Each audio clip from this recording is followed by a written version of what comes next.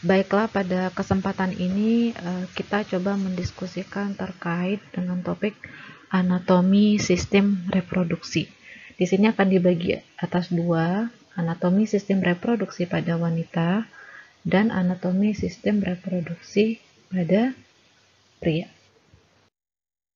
Untuk pada organ sistem reproduksi pria, secara anatomi kita bisa bagi dua. Organ sistem reproduksi internal dan ada yang namanya organ sistem reproduksi eksternal. Nah, internal itu adalah bagian dalam yang akan ditutupi atau dilindungi oleh organ eksternal. Untuk organ internal kita juga bagi atas dua, ada organ sistem reproduksi primer dan ada organ sistem reproduksi sekunder.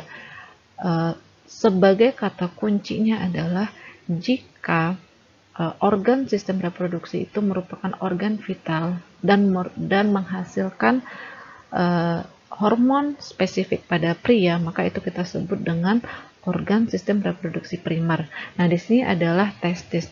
Testis terdiri testis nanti dia akan menghasilkan sperma dan juga akan menghasilkan hormon testosteron.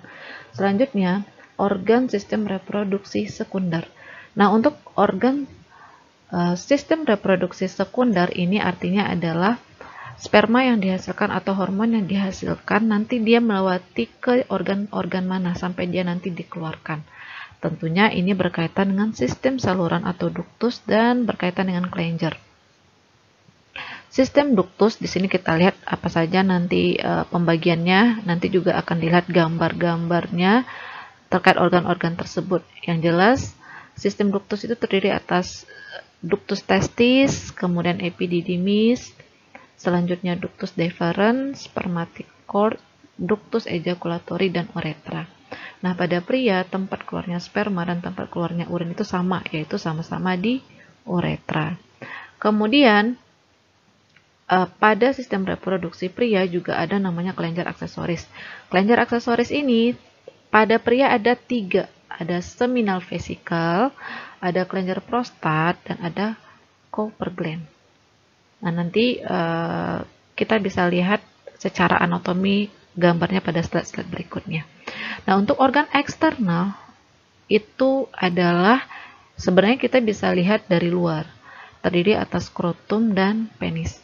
Skrotum itu nanti terdiri atas 2 otot, namanya otot Dartos dan kremaster yang berfungsi untuk menjaga suhu pada sperma. Kenapa suhu pada sperma perlu dijaga? Karena sperma akan rusak pada suhu yang terlalu ekstrim. Jadi itu adalah salah satu fungsi dari skrotum. Kemudian penis, di dalam penis itu ada uretra. Nah, sperma dapat dikeluarkan melalui uretra. Itu juga termasuk ke dalam sistem urinaria. Nah, ini adalah anatomi sistem reproduksi pada pria. Dan memang organnya juga, salah satu organnya juga terlibat pada sistem urinaria. Kalau sistem urinaria, ini adalah kandung kemih dan ini adalah uretra. Pada sistem reproduksi juga sama.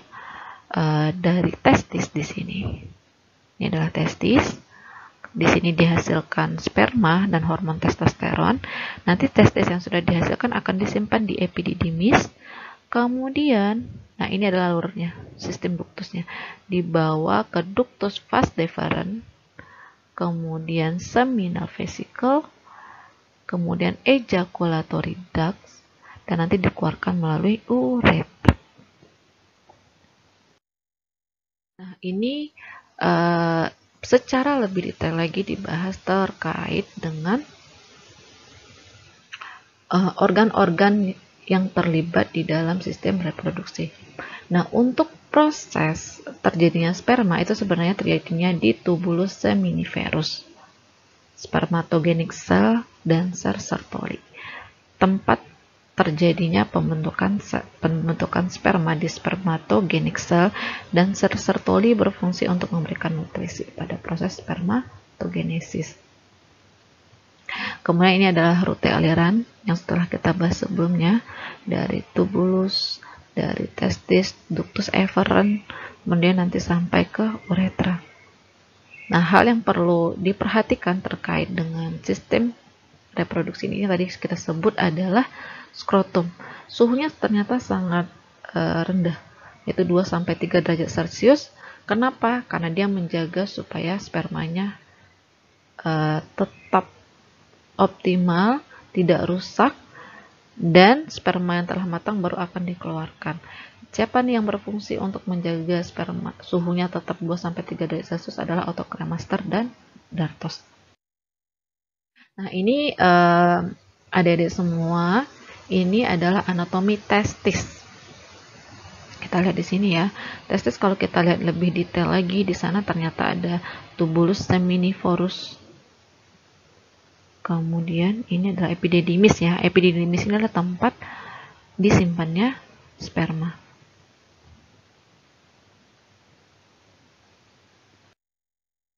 Berikut adalah gambar anatomi tubulus seminivorus. Di tubulus seminivorus adalah tempat di testis, bagian dari testis, tempat terjadinya spermatogenesis atau terbentuknya sperma.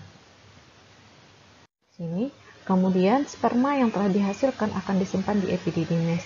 Nanti setelah sperma matang atau siap dikeluarkan, maka dia akan melewati jalur ductus di sini, vas deferens, sampai nanti akan dikeluarkan melalui uretra. Untuk sperma itu tersendiri, dia bentuknya seperti ini, yaitu terdiri atas bagian kepala, ada bagian tengah dan bagian ekor. Di bagian kepala mengandung akrosom yang berfungsi untuk menyampaikan informasi genetik. Kalau bagian tengah-tengah atau middle piece itu berfungsi untuk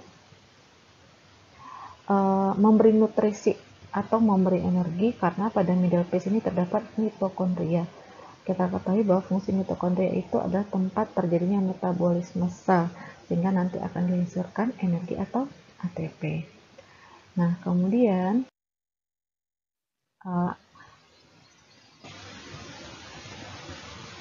Anda semua bisa lihat bahwa memang sistem reproduksi pada pria tidak terlepas dari sistem urinaria. Ini adalah urinary bladder dan ini adalah uretra. Nah, pada sistem reproduksi pria, uretra sebagai salah satu organ sistem reproduksi, dia di sekitar uretra atau di sekitar uretra itu terdapat kelenjar yang berfungsi menghasilkan semen, yaitu ada kelenjar prostat di sini, kelenjar prostat, kemudian ada lagi yang namanya bulbouretral atau Cooper glands. Nah, di sini kecenderungannya pada pria dengan seiring bertambahnya usia, prostat ini akan menjadi lebih membesar. Sering disebut dengan istilah klinisnya itu adalah pembengkakan kelenjar prostat. Ketika terjadi pembengkakan pada kelenjar prostat, maka jalur uretranya akan menjadi lebih menyempit, sehingga seseorang yang mengalami pembengkakan kelenjar prostat atau pembesaran kelenjar prostat, maka dia akan susah urinasi atau mengeluarkan urin dan juga akan terganggu dalam proses pengeluaran sperma. Selanjutnya, di sini saya ingin menunjukkan mana sih yang otot dartos dan otot kremaster. Ini adalah yang terdapat di skrotum. Ini adalah skrotum. Di skrotum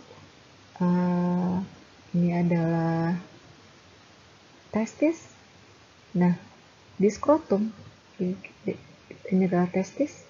Di skrotum atau bagian eksternal yang melindungi testis itu terdapat otot yang namanya otot dartos dan otot kremaster. Inilah yang menjaga suhu skrotum tetap 2-3 derajat Celcius, sehingga kecenderungan di skrotum itu akan lebih rendah suhunya dibandingkan bagian tubuh lain pada manusia. Selanjutnya kita lihat lebih detail lagi untuk proses spermatogenesis. Ini adalah tubulus seminiferus. Proses spermatogenesis di mana ini ya sel Sertoli yang memberikan nutrisi. Awalnya dari meconium yang 2M, nanti dia akan mengalami pembelahan secara meiosis, sehingga nanti akan dihasilkan spermatosit sekunder, selanjutnya spermatid awal, sampai nanti dihasilkan sperma yang telah matang. Jadi kalau seandainya sperma yang dihasilkan tidak berkembang atau tidak matang, maka juga akan susah untuk terjadinya proses fertilisasi. Oke. Kelenjar aksesoris pada sistem reproduksi pria adalah berfungsi untuk membawa sperma keluar. Jadi sperma tidak bisa keluar dengan hanya berkomposisi sperma saja, tapi dia juga tetapi dia juga mengandung cairan semen yang umumnya bersifat alkalin, yang membantu membawa sperma keluar melalui uretra. Nah, apa saja kelenjar aksesorisnya? Yang paling banyak itu adalah seminal vesicle. Jadi dia mengandung 60%. Umumnya dari ketiga kelenjar aksesoris ini, seminal vesicle, prostat, dan Kompler gland, itu sifat cairannya itu adalah alkalin. Kenapa alkalin? Dia akan membantu menetralkan pH asam yang ada pada vagina wanita pada saat terjadinya proses fertilisasi, sehingga sperma ini nggak banyak yang mati ketika proses bertemunya dengan sel telur. Nah, kecuali prostat yang sifatnya sedikit asam, cairan asam susu, karena ini adalah kelenjar, tentu dia juga berfungsi sebagai lubrikasi pada uretra. Ini adalah penis. Di dalam penis itu terdapat uretra. Ini bisa dapat lihat, bisa ada uretra tempat keluarnya sperma.